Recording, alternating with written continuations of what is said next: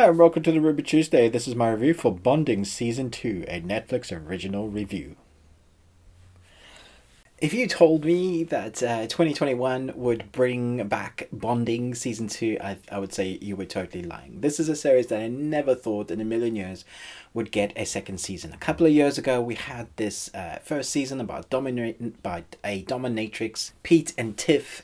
Well, Tiff rarely followed by Pete, going into the dominatrix world, and we were, as a viewer, we were showing. If you didn't know anything about it, there were some really risque moments, some interesting, some funny, some very dramatic moments in a very short series. So the episodes, when I say short, they're like 18, 17 minutes long, and there were only a few episodes. And so it came and went. It wasn't a season that I thought we was going to get back.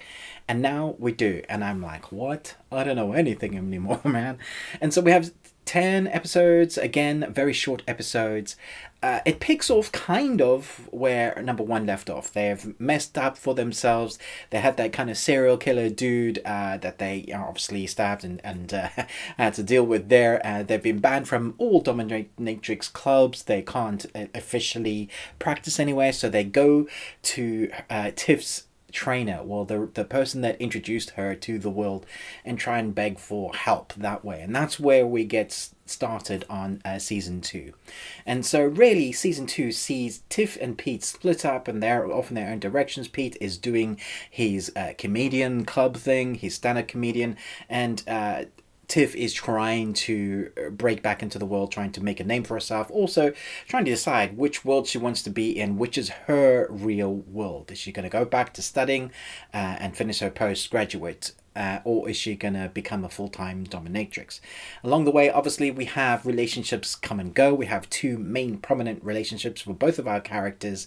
Also, there's that unleft storyline that we found out about in season 1 about Tiff and Pete having that one-time sex and what happened with that. If you haven't seen that, I'm trying to skim that storyline as well, and that takes a very prominent mark in this season 2.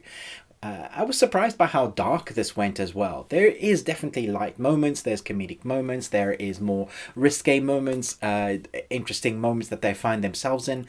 But for the most part, it does touch on really real world stuff, which I thought was a good way to go. It gives it a bit more heart, a bit more depth. I personally think that season 2 is much better than season 1. Mostly because we don't have to do that starting point. So because season 1 exists, season 2 is better, if that makes sense. Episodes 6, 7, and 8 are much darker. When I say dark, they went in a direction I wasn't quite expecting. They went more real. A person has to come out about being gay. Someone has to deal with what's going on with life. They deal with being pregnant, with babies. Not them. I'm just talking about like kind of side characters around the storyline. And so all of these threads are touched upon, and they do it justice, and they make it real as much as you can do in 18-minute episodes. So it's a very strange, unique way to do it. I guess it stops them from having too much padding. What stood out for me in this season particularly was the cinematography. When I talk about cinematography for this series, I'm talking about the lighting, particularly the color palettes, very vibrant in the dungeons and the dominatrix places, but actually looked fantastic. The purples and blues and hues, very clear. I like some of the shots and the way they showed certain things. If you go back and watch episode 1 of season 2, you'll see how they started that. They leave it off at a kind of cliffhanger moment, a very prominent moment that is quite funny but actually has a lot to say. If you go to episode 6 and you go to a moment where you're doing a stand-up, I think it's 6, maybe it's 7.